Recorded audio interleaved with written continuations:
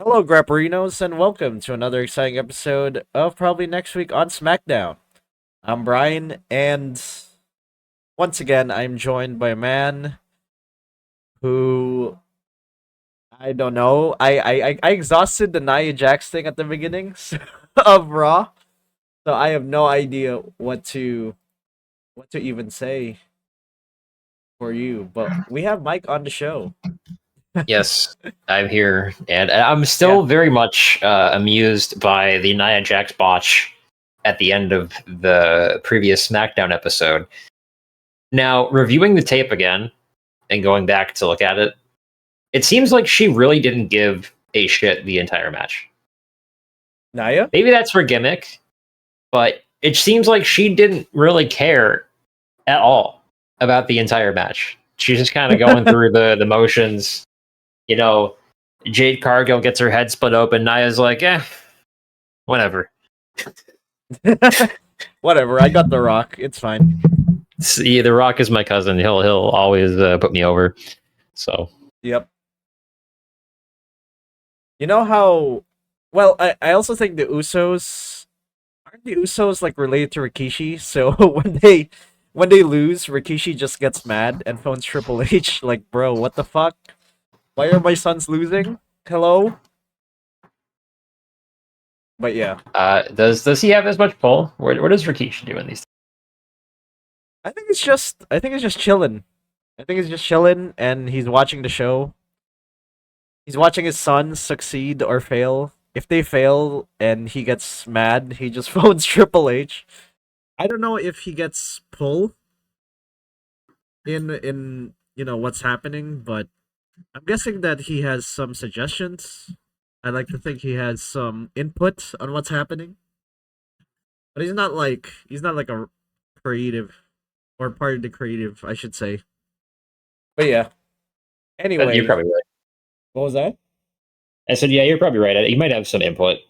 I bet there's a bunch of guys who are friends with Triple H. Um, guys that may have invited Triple H and his wife to certain events that have much a little bit of pull Uh huh. into the day to day booking of WWE. How much you want to bet Trump is lobbying Triple H to bring back Bobby Lashley? I I think Bobby Lashley's in another company, so I He think is he's just he is in trying to AEW. persuade. Yeah, he's trying Yes, to persuade him.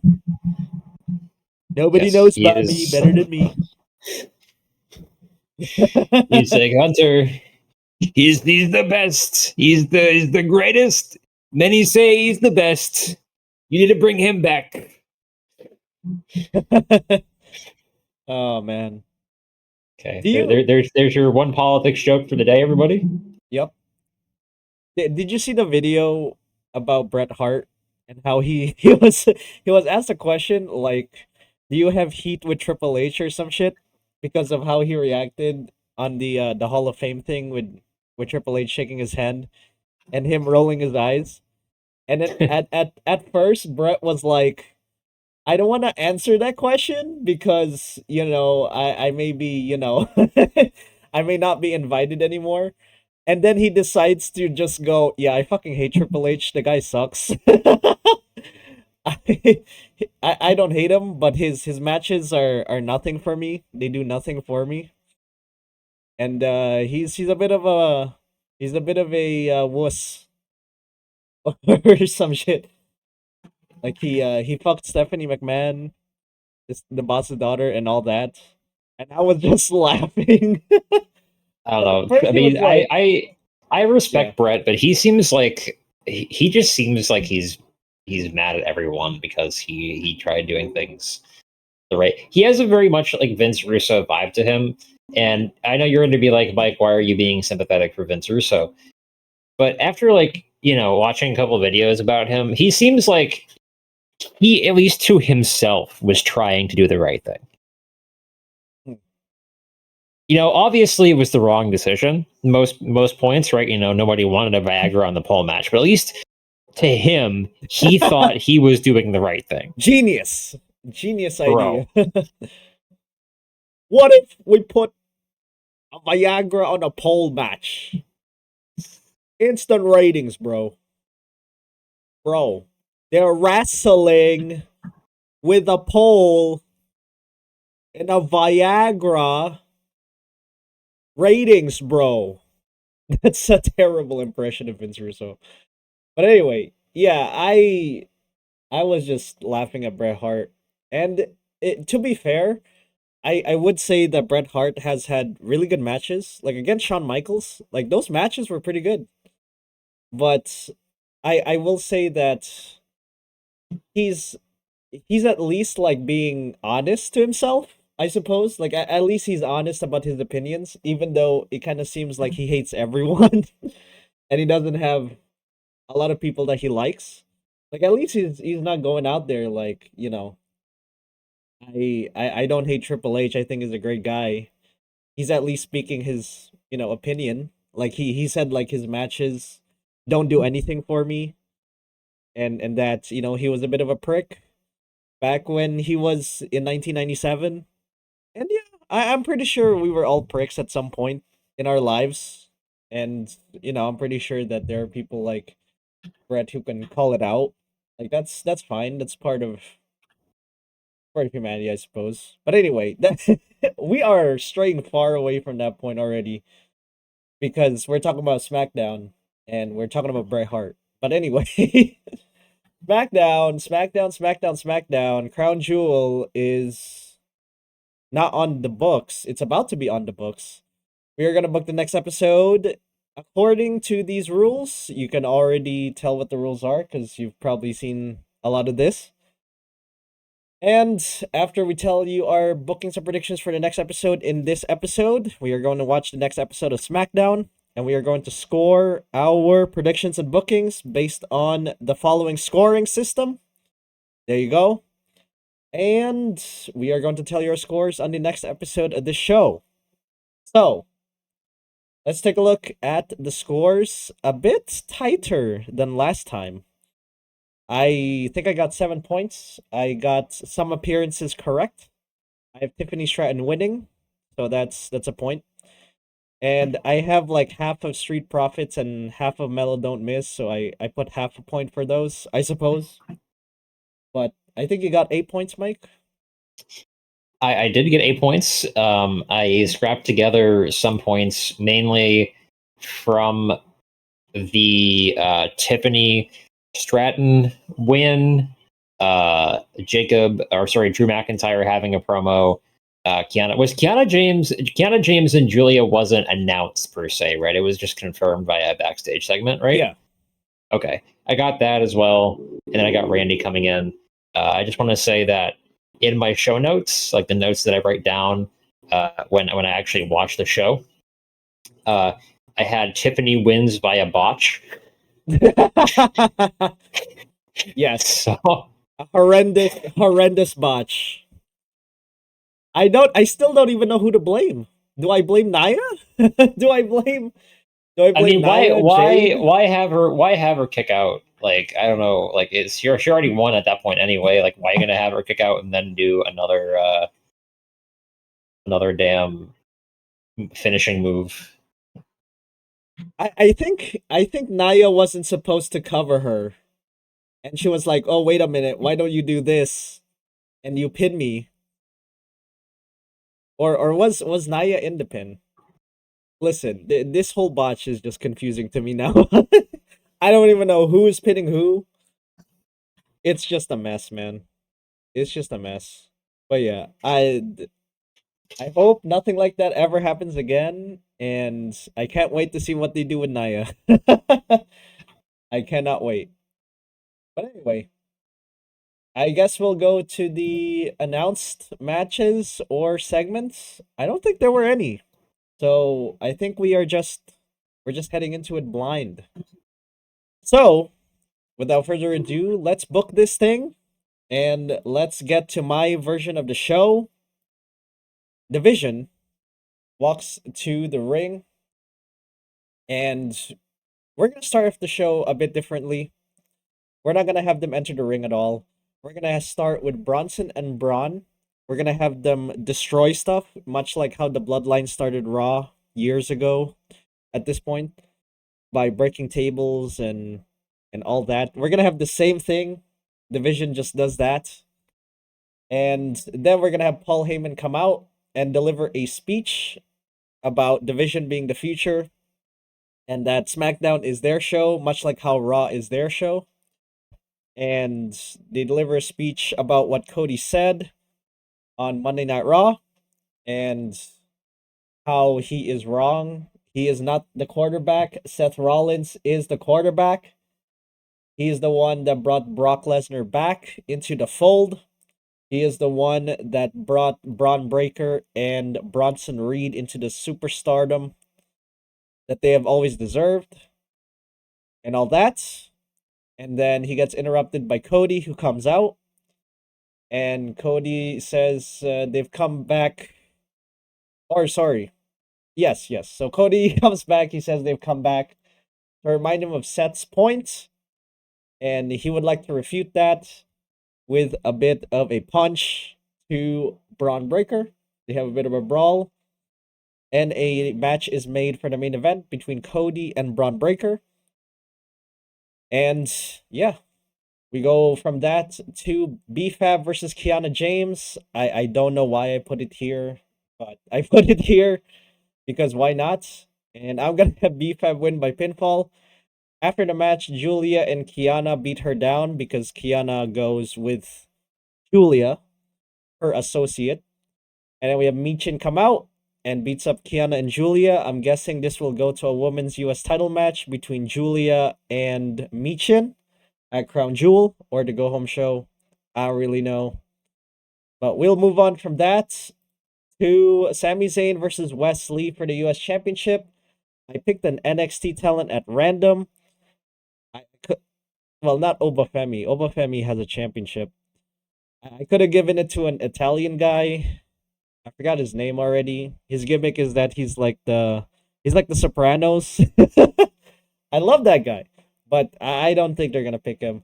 I think they're gonna run through a couple NXT talent before it gets to Rey Fenix. So we're gonna have Wesley jump in, and Sami Zayn, as always, wins. After the match, Rey Fenix comes out and challenges Sami Zayn for a US title match next week.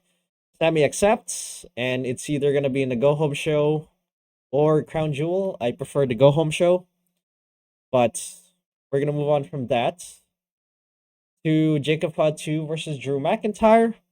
This happens because they had a bit of a scuffle last week. And yeah, I'm going to have Drew McIntyre win by pinfall. After the match, Jimmy Uso comes out because Jey Uso said he doesn't need any help against the Vision. So we're going to have Jimmy Uso come out and save Jacob, and they have a bit of a relationship. So that leads to Jimmy Uso versus Drew McIntyre next week.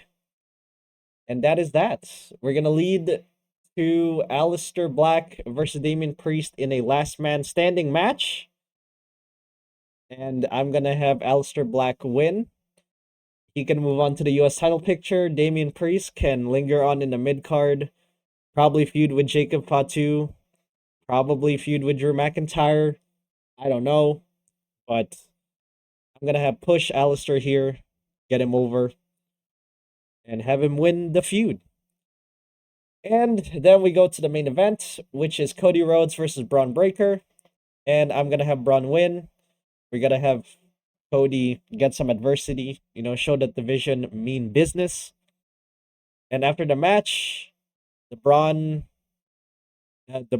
I should say, or and Bronson Reed, they beat up Cody, but Randy Orton and LA Knight come out for the save. They brawl. Baby faces are on top as the show closes with Cody Rhodes and the baby faces on top, and Division just cowering off out of the arena. Any questions?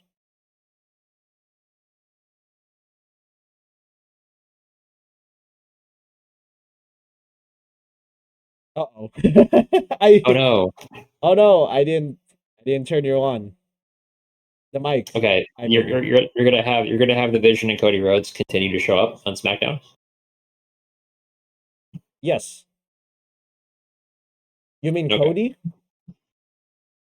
Yes, you're going to continue to have them. I mean, they showed up last week on SmackDown. Well, SmackDown is Cody's show, Well, so I think you they're gotta going have to have the division some. show up again. Yeah. Yeah, I think we're Okay. gonna have some resemblance of like, you know how Survivor Series in like the last few years of the Vince era was just like Raw versus SmackDown. We're gonna have it like that, where a Raw faction causes some chaos on SmackDown and vice versa. Like Cody showed up on Raw, the division show up on Raw or on SmackDown, I should say, and vice versa. I think that's what they're gonna do to hype up the match at Crown Jewel, even though there's not a lot of competition between Raw and SmackDown as of late. But I think if you want to build this feud between Seth and Cody, I think that inter brand stuff like this is going to be the plan. So yeah, Okay. All right. I'm counting on it. I think. Anything else? Nope. I'm ready to go into my card. Yeah. All right, let's go to your card. Starting off with. So we start off with a Cody Rhodes promo. Cody calls out Randy Orton. Randy is featured for this show as a superstar on the WWE website. Randy actually showed up last week to help, or not last week. Was it last week or 2 weeks ago? I think it was last week. Randy showed up Yeah, on last week. Yeah. Randy showed up on SmackDown last week to help out Cody when he fought the Vision. So Randy shows up, and Cody thanks him for last week, but he says he doesn't really need Randy's help. Randy then tells Cody that, hey, there's a lot of people who are out for you, Cody. The Vision, Brock Lesnar is back, Drew McIntyre, maybe even Randy himself. And then Randy leaves the ring. And I think this is a build for War Games. This is laying out all the big players that could be involved. And yeah, that's the opening promo. All right. So, what do you think the War Games match will be? Who is on? Assuming this is 5v5 again. Yes. Who is going to be the babyface and the heel teams? So I think it's the Vision plus Drew McIntyre and Brock Lesnar. Okay. And then it's Cody, CM Punk, Jey Uso, hopefully LA Knight. Lord knows he needs the push. And probably one of Randy Orton, Jimmy Uso, or Sami Zayn. Okay. I think that makes sense, yeah. Who would you have win that match? I think you have the faces win that match. Okay. Actually, no, I think you have the heels win that match. I mean, you got Brock Lesnar in there, so Oh yeah. Either yeah. that, or I think it's gonna be a situation where the baby faces have to take out Lesnar. Like they have to band up Yes. together to. Or you could make Lesnar like the last survivor of the heel Yeah. team and have him fend off, the baby faces, but the baby faces, Avenger style kind of bring back and get him out. But yeah, no, I there's no disputing that for sure. All right, we're gonna move on from that too. We have a U.S. Championship Open Challenge. Sami Zayn versus Wes Lee. Now, why am I choosing Wes Lee? Well, last week they were in Greensboro, North Carolina, and they picked Javon Evans, who was from Greensboro, North Carolina. So I picked Oh my someone from NXT who was from Cincinnati, close enough to Cincinnati, Ohio. You could have done Logan Paul, but Logan Paul is from Cleveland. So I thought Yeah. that might not be appropriate. Wesley, I think, is from Dayton, and I know that because I went to Cage Match, and I just looked for all the wrestlers who were in Ohio, and then found any that were currently in the WWE, and that Nice. happened to be Wesley. The only one from Cincinnati was, I think, a woman on NXT. So Sami Zayn Wesley, doesn't do that. yes, Wesley was the closest available. So I'm thinking Wesley probably gets this shot, and Sami Zayn wins by a pinfall. Yeah. Okay. I so it, I'm pretty sure you think this is gonna go to Rey Fenix versus Sami Zayn for the US title. They already had I think they already had Rey Fenix fight him. So I don't know who gets it after Sammy. I think probably Carmelo Hayes. When he gets off of when he breaks up with Mello, I think he goes back to SmackDown and they give it to him, or they maybe give it to. I mean, you can give it to Jacob Fatu again. You could even give it to like Drew McIntyre, maybe Damian Priest. I mean, Aleister Black probably. So there's a couple other guys that can get it who are above Rey Fenix, in my opinion. Okay. Yeah. So you wouldn't hand it to Rey Fenix. You would just have it stay No. on Sammy a little longer. Yeah, have it stay on Sammy, and then I think he eventually takes it. Someone takes it off of him. Maybe Aleister Black, probably. Okay. All right. Yeah. Sure. We'll move on from that too. We have a Jacob Fatu promo. So Jacob Fatu comes out and he is interrupted by Drew McIntyre. Drew comes out. He says he can't understand what he's saying, but he calls him a member of the Temu bloodline. Fatu comes out of the ring to fight Drew. Security holds them back. Drew is able to break free and claymores him anyway. And this is a build to. So this is probably a build. I don't know if this is a build to War Games. Again, it's going to depend on if Drew ends up joining the War Games match. But this could be a build for potentially Crown Jewel, but it's still you got a week, so I don't know how much they can do in a week. So I think this may be Drew's feud going into Survivor Series, and if that's the case, then this makes me think he might not be involved in the War Games match, possibly. But we will see. We will see where this goes. Or he may not be involved with Cody. Yes. Yeah. Which is really stupid because the man needs a belt and you're putting him into a program with Jacob Fatu. Okay. Yeah, well, I don't really see why. Well, I guess if they put it on Drew back at WrestlePalooza, it'll be a heel on heel match, and the crowd is not gonna know who That they is want to true. cheer for.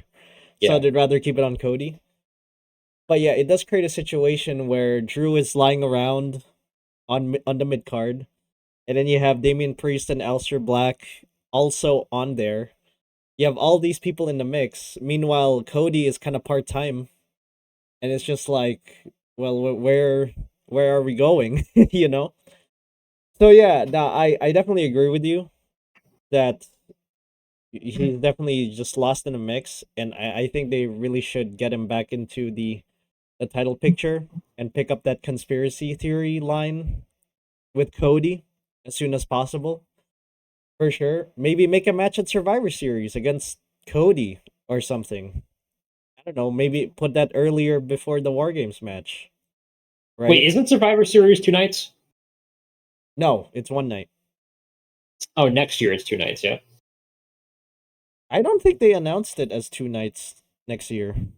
Oh, they didn't. No. Okay. No, it's just one night. I thought the plan was to have the big 4 be 2 nights. No, it's just SummerSlam. SummerSlam and WrestleMania are going to be 2 nights. The rest is just one night. All right. So if they're going to do a Cody versus Drew, just put it at the beginning of the PLE, and then you're going to have Cody try to recover as he heads into the War Games match. You could do that probably, but yeah, it's going to create a situation where Jacob Fatu and Alistair and Damien are just lying around feuding against each other, I suppose, until Cody is off that belt, which is kind of sad. Moving on from that too. We have Pretty Deadly versus Damian Priest in a 2-on-1 handicap match. I don't know if the other member of Pretty Deadly is healed up. I know he was injured, not kayfabe injured, but like real injured. So this could just be a 1-on-1 between Kit Wilson and Damian Priest. Anyway, I think this turns into a win for Pretty Deadly thanks to Aleister Black interfering. This gives Aleister a little more heat going into Crown Jewel. And this probably leads to them having a Hell in a Cell or probably a street fight, most likely a street fight because it is Damian Priest at Crown Or Jewel. or you just want to see Pretty Deadly win because they remind you of Disco Inferno. That is true. Did I don't know where the hell I was, what video I was watching. No, it was a wrestling bios video about Vince Russo. I don't know how Yeah. real this is, but you probably watched it as well. But Disco Inferno apparently pitched to Vince Russo an angle Yeah. where fucking aliens would invade WCW.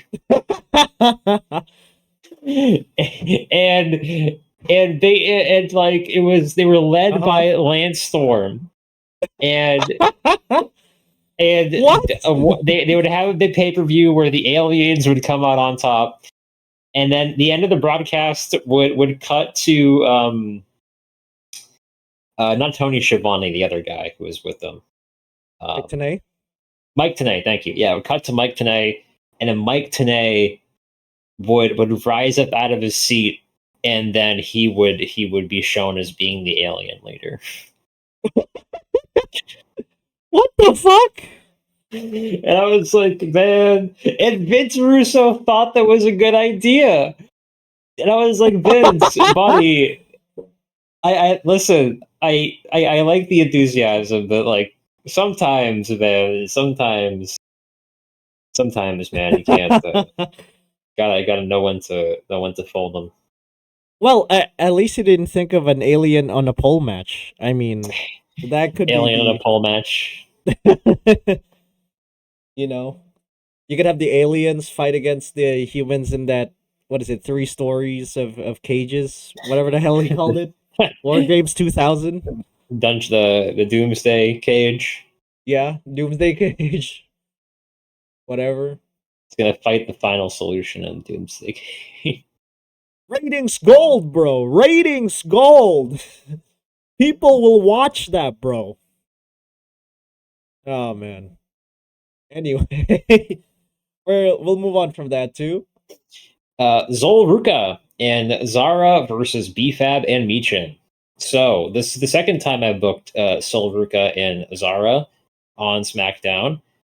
This isn't because I am a simp. This is because on last week's SmackDown, these two showed up and wanted a title shot again, or were alluding to a title shot against Charlotte Flair and Alexa Bliss.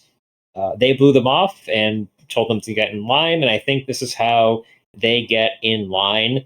They have a number one contenders match with BFAB and Michin.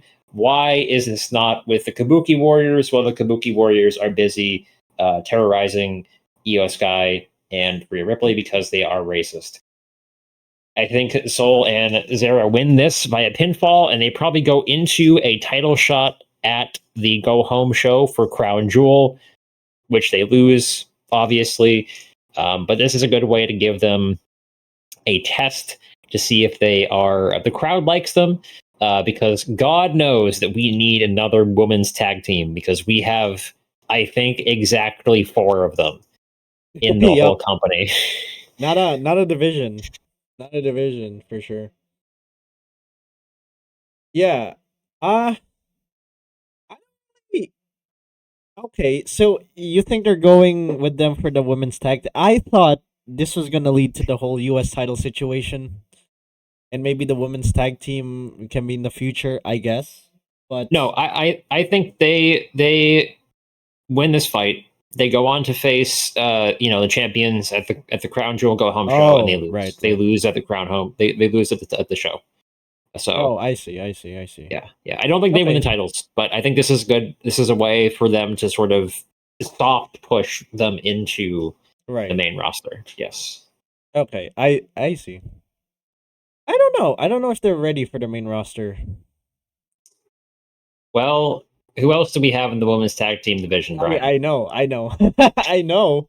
Is Sean even gonna take that risk and give them away? I don't know, but it would be surprising to me if he does take the option of putting them in the main roster, and it should be a decent showcase for Sol Ruca and Zara. I mean, could be better wrestlers going up against them, but whatever. It should be an okay match, I guess. It should be better than the botch fest that happened last week. That's for sure. But yeah. All right. Moving on to the main event. The main event. This is a contract signing for the Crown Jewel Championship fight. Now, why is there a contract signing for this? I don't know. I didn't have any other ideas, and I thought Ratings, bro. ratings gold, bro. Ratings gold. We have the two most goonerific women in the company showing up. I just want to also point out that last week on SmackDown, Booker T was a commentator, Uh-huh. and I remember texting Brian furiously, telling him that Booker T was on commentary and this was not a drill. You And did, you did. he Yes, was yes, you there, did. I couldn't and he believe it. showed. And he shows up, and he absolutely loses his shit. He's like, why is Booker T here?" Yep. Yeah. So maybe he shows up again on this show. Um, so we are guaranteed to have maybe possibly another Gunner T moment on SmackDown. Anyway, contract signing gets underway. It is interrupted by Jade Cargill. Cargill comes out and tells Tiffany that she's coming after her once she heals up, because again, Jade got her head cut open on Friday. Yep. Jade is then attacked from behind by Nia. I'm not sure how Nia is able to sneak up on anybody, but apparently she does. Maybe they give her like a big version of the ninja suit that Becky Lynch wore. But Nia puts her down, and then Vakir and Tiffany team up to take out Nia Jax, and that is how the show ends. What are the chances that Jay gets split open again? Pretty high, just because of how Nia Jax is. She's the Goldberg of the women's division. She's unsafe for anyone who fights her. Yep. Oh man. Yeah. Okay, so you imagine this going at Crown Jewel in a triple threat situation, or is this still a 1v1 scenario? And after the match, we'll just have Jade come in. Um, this I think I think the Jade Cargill versus Nia Jax match. I think that's a feud they're building, and the problem is I don't know what they do at War Games, because you can't have. I mean, I guess you could have a War Games without either number one champion defending their title. It would be a bit weird, but I guess you can do it. You can have Tiffany be, but I think I really don't know what the hell they do for the women's War Games because there's Yeah, no I like don't women's either. I faction. really don't know. So I can see them not doing a women's War Games match because there really isn't any like women's faction that can really do anything. They're all either tag teams or just like individual heels. So I think that Tiffany probably defends the title at Crown Jewel against maybe Jade, and maybe they have like on the go home show, maybe they have like a Jade versus Nia match. But I do think this feud should build a lot more. So maybe that's like a random SmackDown where they have like a no DQ match to determine who goes to fight Tiffany or something like that. I don't know. But yeah. I mean, thinking about it, I think the closest thing you can go to a women's War Games match is probably the Io, Asuka, Rhea, that situation, I Okay, guess. so you But have even the then, Kabuki Warriors and who exactly versus Rhea and Io and who else? well, they're Maybe probably maybe you gonna, get yeah, Julia. You get yeah, Julia, Julia yeah, because she's one part Axis with the Kabuki Warriors. So I don't know. yeah. I don't think they should do a women's war games because I really do not know what the hell they're gonna do, and Well, I don't want them to put together some hacky sack war games match just for the show because I know that it always turns out great because it's essentially a spot fest, but like I don't know what was last year's war games about. oh, that's a good question. I honestly don't remember women's war. I think Io Sky was involved in that Yeah, match. because she had that like suicide dive trash can thing. All right, let's see here. Last year's match was about, we got Rhea Ripley, Bianca Belair, Naomi, Io Sky, and Bailey versus the Judgment Day, Nia Jax, Tiffany Stratton, and Candice LeRae. Oh yeah, that's right. Because Nia Jax had both Candice LeRae and Tiffany in her Yes, group, and then in she her group. teamed up with the Judgment Day. That's right. Yes, so that made more sense back then. Yeah. Now nobody has any of that. Better start forming alliances now, women. Better do it now. I honestly think if you don't have a women's war games match, the internet is going to complain about it. Like they're gonna go, why Yeah, isn't there a women's war games match? And there's only a men's war games match. Where's the balance this year, the Trips? the IWG people complain about it, but to me, I think it makes sense if you don't have a story for it, unless you do some dumbass shit where it's like, oh, we're gonna do SmackDown versus Raw, like it's 2013 all over again. Yeah. Bragging I'm probably rights, wrong on that, fool. but it's that era. Imagine it's that era again. So Oh man. Yeah. I don't know. I don't know. Well, anyway, that's about it for our predictions and bookings for the next episode. And we are going to tell you what we got for the scores on the next episode of this here show. But until then, thank you for ordering a blue cheese pizza called probably next week on SmackDown from Grapperinos. And remember, if you're down for some fresh, oven baked, crispy wrestling content, stop on by Grapperinos and order yourself some content you can grapple with. See you next time, Grapperinos.